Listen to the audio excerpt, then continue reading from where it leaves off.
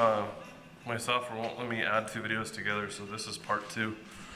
I always check the air filter.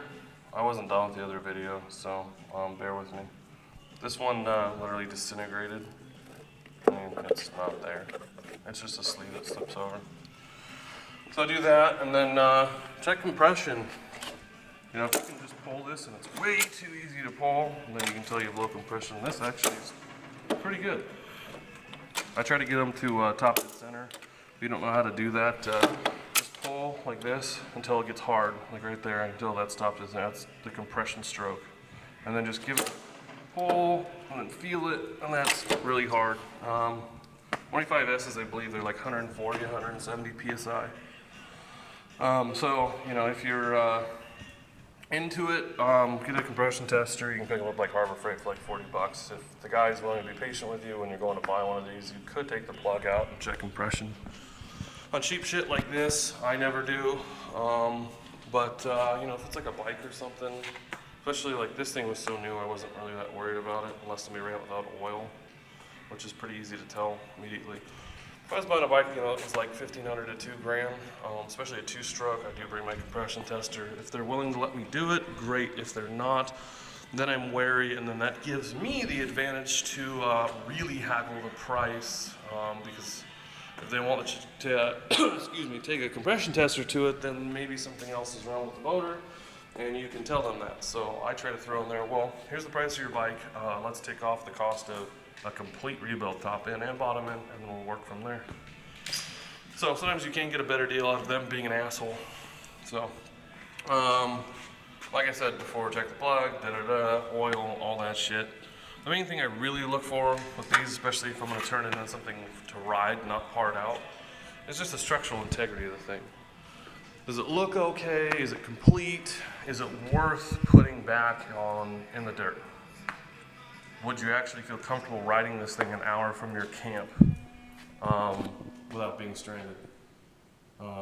Things like that. So make sure your intentions are clear when you go to look at something, and then make sure your intentions are still clear after you've looked at it. I know it's easy to get really excited over these deals, and I've done it where it seems too good to be true. You get all excited, you get out there, and then even though it is a piece of shit, not worth it, you're still like, oh, but it's, I don't know, it's an 82 250R air cooled. I've never had a 250 or something like that. So your heart actually ends up straining the reality in your brain, and you end up making stupid decisions. And then if you even try to get your money back, parting them out, it's feasible, but then that's your time involved in just getting money back. And the stress of it, and the fuel, and time to go get it, and wives going, what the fuck are you bringing home more shit for? You know, yada yada. So, I'm gonna start tearing into this thing. First thing I'm gonna do is pull the plug, check compression, drain the oil out. When the oil drains and sits for a while, I like to see if there's bubbles in the top or fish eyes. That's going to tell me that it had moisture in there, that either it went through water, sucked in water, or the motor wasn't sealed when it was parked. It had maybe rain in it, or who knows, the kid squirted a fucking thing, a squirt gun in the spark plug hole. You know, if you could imagine it, it's happened.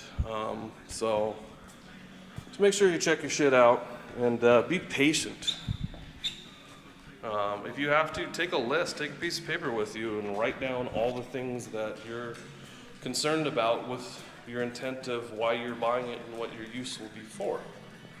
Then bring that with you and go over your checklist and go from there. What the fuck is...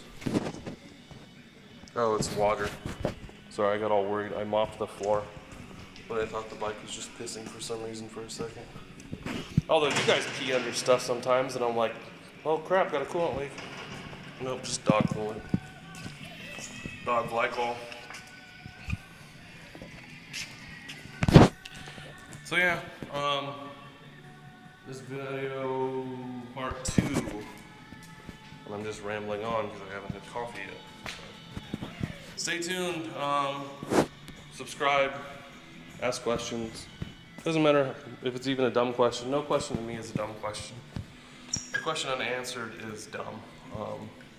So I don't care if you're 6 years old, 12 years old. Well, if you're 6 years old, you probably shouldn't watch this because I tend to have a mouth that would make my mother cringe.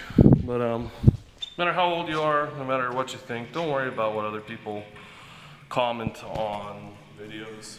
If you have a question that you think is stupid, well, just still ask them. Who cares what they think? They're probably living in their grandmother's basement anyway. So, comment, subscribe, ask questions, ask videos. You'll randomly see stuff in the background. If you want to see cold starts or I don't know, something about the DRZ, so with the RM, something about the 250, I don't know, that Dodge, my wife's Yukon, I don't really care. Tool reviews. I run out of ideas quick with videos, and since I've been out of the loop for several years, throw a PM in there. Throw the how-to at me. Pretty willing and eager, so if you guys want to see it or you got any questions about anything, let me know. Alright guys, Pontiac Bandit 21.